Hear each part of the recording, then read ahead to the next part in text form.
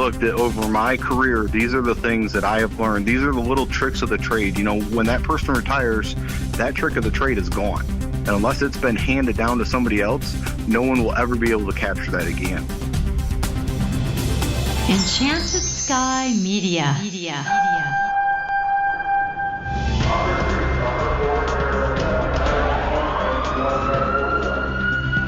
This is Code 3, the Firefighters podcast. Now, here's your host, Scott Orr. That's right, and I will not let Parkinson stop me. Thank you for joining me again here on Code 3. This is the show for and about firefighters.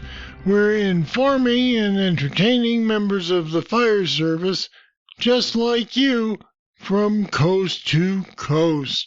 When you think of ownership in your career, what comes to mind? Well, there's the book, Pride and Ownership by Rick Lasky, and that is kind of what we're talking about here. For some firefighters, ownership means keeping the apparatus clean and shiny. But today's guest, Andrew Sauder, says there's a lot more to owning it than just cosmetics. Andrew has been with the Springfield, Ohio Township Fire Department for 11 years, the last 4 years serving as lieutenant of an engine house. And he joins me now to explain what he means by taking ownership. Welcome to Code 3. Hi, good afternoon. What do you mean when you say firefighters need to own it? It means they need to encompass everything in their career, from showing up 15 minutes prior to the arrival of their shift, to performing the rig check as it is meant to be done, not just pencil whipping it, to sitting around and having the table talk during breakfast about what we're going to do, the time off during their 2 days or 3 days, whatever their schedule is, how that went. Just encompassing being a fireman. So have you seen that in the past, and have you seen it change over the years? Oh, absolutely. I mean, you want to talk about sitting at let's sit at the breakfast table, and everybody will pull out a cellular device or computer or something, and they're swiping up or down or left or right. You know, the conversation piece is really went down. So they're wrapped up in their devices instead of talking with their coworkers. Absolutely. What makes it so hard to instill a mentality of wanting to own it into the younger firefighters? I think it's just a generational gap. I mean, like I stated in my article, when I was brought up, if I didn't do it myself, it didn't get done. And nowadays it seems like parents are running their kids everywhere. They're helping them basically do their homework assignments, things like that. So it's instilled at a young age that they can get other people to do things for them instead of learning how to go out and do something like taking apart a chainsaw. You know, you can take it and get it serviced, or you can sit down and you can learn how to properly take it off, maintenance it, make sure the blade is on the correct way, you know, those kinds of things. Sounds like you're talking about two things here. One of them is the idea that the younger firefighters know what to do, but not necessarily how to do it. Is that fair? Oh, absolutely, yes. And they don't know what they don't know. You know, they were taught out of a book, and most of them have approximately 240 hours worth of training, you know, which is great. But then they come to their job, and well, this is the way that we do it. You know, there's a spin on things that each department does differently than what the book says, and I think there's a lot of assumption that, okay, this kid just came out of class, so he should be cut, you know, from the same cloth and know what to do. But we fail to take them out and show them, for my department, the Springfield Township way, that we load hose or that we pull hose, or our operations on a fire scene. And then the other half sounds to me like you're saying they don't know to take initiative on their own. They don't. I don't know if it's not that they don't know how to take initiative. I just don't know that they know to take it. You know, when you're the new guy at the firehouse, you know, you mind your P's and Q's. You know, you don't speak until spoken to and things like that. So for them to go out and wash apparatus on their own or to go through it on their own, I just don't know that they're certain that is okay for them to do. And if we don't, you know, on their day one, don't sit down and say, hey, I'm going to run you through the rig, but at any point in time you want to go out and learn this on your own, you're more than welcome to. This is your firehouse. This is your apparatus. You need to make sure that you are intimately familiar with every piece of equipment on here and how it operates, because we're going to depend on you to know that. Now, big picture, you've told me that something has to change in the fire service. What is the big picture problem? I just would like to see guys to step up. I talk a lot to my partner. He's got many years on the fire service, and with me being the officer on shift that day, I run them through and I take them through what they need to go through. But it's that senior guy that would basically adopt these new people, that can bring them under their wing and show them, look, that over my career, these are the things that I have learned. These are the little tricks of the trade. When that person retires, that trick of the trade is gone. And unless it's been handed down to somebody else, no one will ever be able to capture that again. So those are those invaluable assets that are not taught in a book or at training, that you just gain from being a fireman at a firehouse. That's typically the role of the senior man or other people who've been around for a while. Are you saying that it's not being passed down, or that they're not absorbing it, or where is the disconnect here? It's just a generational gap thing. I think it's a communication. You go from when I began in the fire service, all the pumps were, you dialed them up and you dialed them down with a throttle. Now everything is completely computerized. So things like that are generational gaps, to where you've got two schools of thought trying to, engage a pump and run a pump, things like that. And you just got to learn how you're speaking the same language, but it's not coming out to people understanding what you're trying to say. What makes a good leader? A good leader is somebody that goes out and does the job of what needs to be done, regardless of who's watching, any accolades that may come across, and they're willing to go out and do what's right, not what's popular or not what's written down in the SOP. It's going out and doing what's right. That means if today is not washing the engine day, but yesterday it rained and the engine is completely filthy, we go out and we do that.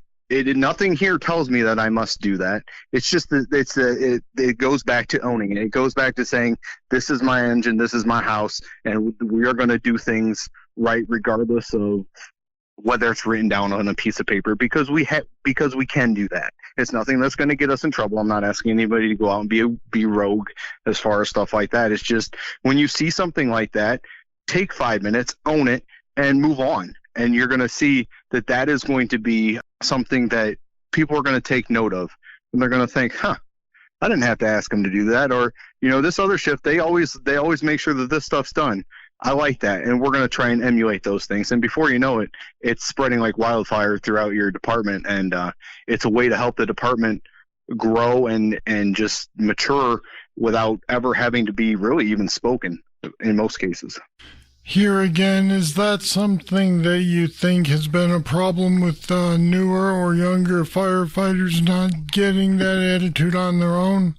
Yeah, I mean, I see it with my kids. I fight daily with my kids about picking up their clothes. One will say, well, that's not mine, that's the other's. I think it's part of the maturing process with firemen, with children, with anybody, and unless you instill that, have been instilled in a young age, those are some kinds of the growing pains that you may experience in a professional career like being in the fire service, because being in the fire service is not like going to a 9-to-5 job, being an accountant. There's a lot of fire service traditions that people may not pick up on, and they may have to learn the hard way through that. I'll be back with more right after this. On any given day, you are tasked to be your best and power through the worst of times, all at a moment's notice. We know the sacrifices you make each and every day. Your success relies on superior equipment and the best training available. That's why Federal Resources is here to support you, the everyday hero. We are here so you can excel. Discover your success at federalresources.com.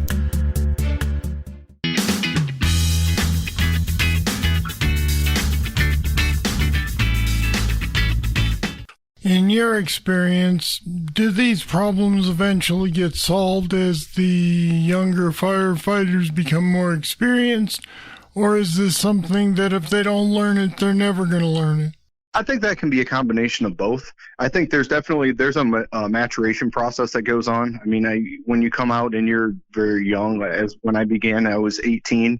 I look back at what I did when I was 18 and I think, oh, if I could go back and rewrite the first 3 years of my career, I would do a lot of things differently. So through the maturation process of that, when you get to where I'm at, I'm like, goodness, if I could just change that, okay. But then I also watched who I thought was a leader. I had my own little thought process in that of who I wanted to emulate in my department.